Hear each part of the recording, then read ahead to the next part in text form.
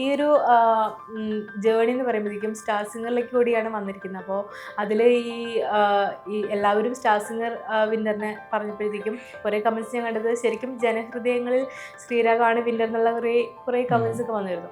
അപ്പോൾ സത്യം പറഞ്ഞാൽ സ്റ്റാർ സിംഗർ പോലുള്ള ഒരു പ്രോഗ്രാമിൽ ഒരു ഫൈനലിസ്റ്റ് ആവുന്നൊക്കെ പറയുന്നത് അത്ര ചെറിയ ഒരു കാര്യമല്ല, വലിയൊരു കാര്യം തന്നെയാണ്.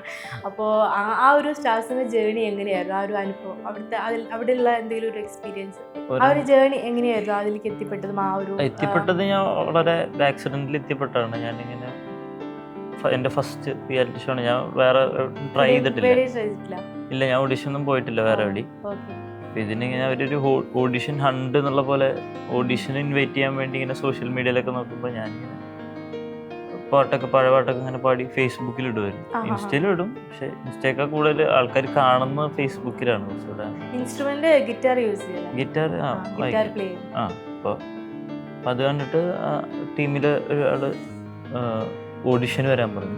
ഞാൻ പറഞ്ഞു എനിക്ക് സെറ്റാവില്ല, എനിക്കിഷ്ടമുള്ള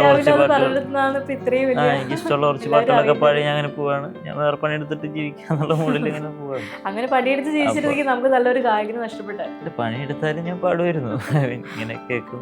നമുക്കറിയില്ല വേറൊരു രീതി വന്നേനെ. അതെ, അപ്പൊ അങ്ങനെ ഓഡിഷന് വന്ന് പിന്നെ കേറിയതാണ് സ്റ്റാർ സിംഗർ.